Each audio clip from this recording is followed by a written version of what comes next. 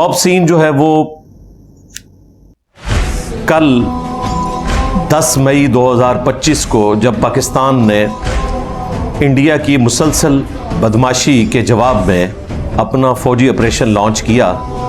ان کا فوجی آپریشن تھا سندور، اور پاکستان کی طرف سے جو لانچ ہوا بنیان مرصوص کے نام سے. یہ قرآن حکیم کی مشہور آیت سورہ الصف سورت نمبر 61 کی آیت نمبر 4 ہے. اعوذ باللہ من الشیطان الرجیم، بسم اللہ الرحمن الرحیم. ان اللہ یحب الذین یقاتلون فی سبیلہ، بے شک اللہ تعالیٰ ان لوگوں سے محبت کرتا ہے جو اس کی راہ میں قتال کرتے ہیں، لڑتے ہیں میدان جنگ میں. صفاً کأنہم بنیان مرصوص، صفیں باندھ کر گویا کہ وہ ایک سیسا پلائی ہوئی دیوار ہے، ایک آہنی مضبوط دیوار ہے.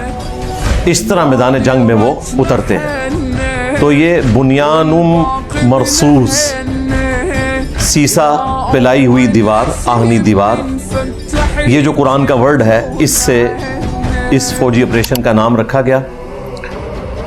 اور ہمارے استاد ڈاکٹر اسرار صاحب رحمہ اللہ تعالی اکثر فرمایا کرتے تھے، خصوصاً سورہ الصف کی تفسیر میں انہوں نے بیان قرآن میں بھی یہ بات ذکر کی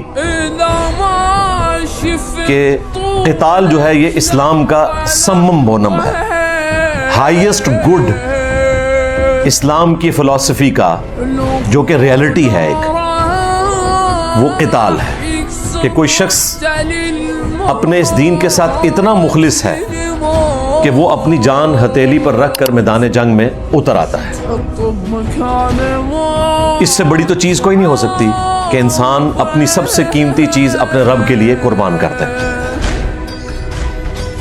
اسی لیے صحیح بخاری اور صحیح مسلم دونوں میں یہ حدیث موجود ہے.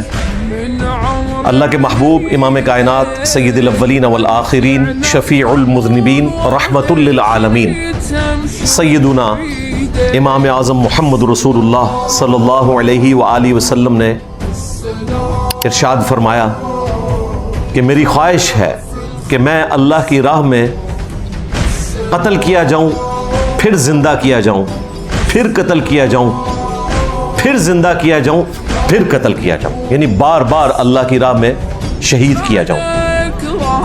اسی لیے صحیح بخاری اور صحیح مسلم میں ایک اور حدیث ہے کہ جو شخص ایک دفعہ جنت میں پہنچنے میں کامیاب ہو گیا تو وہ دنیا میں آنے کی تمنا کبھی نہیں کرے گا، سوائے اس شخص کے کہ جو دنیا سے شہادت کی موت مرا. اس کی خواہش ہوگی کہ مجھے اللہ تعالیٰ دوبارہ دنیا میں بھیجے اور میں اس کی راہ میں مارا جاؤں، کیونکہ اس کے بعد جو اللہ تعالیٰ کی طرف سے اسے انعام ملتا ہے، پروٹوکول ملتا ہے، اس کی لذت اور چاشنی ایسی ہے کہ انسان جنت میں جانے کے باوجود یہ خواہش کرے گا کہ مجھے دوبارہ دنیا میں بھیجا جائے اور میں اللہ کی راہ میں مارا جاؤں.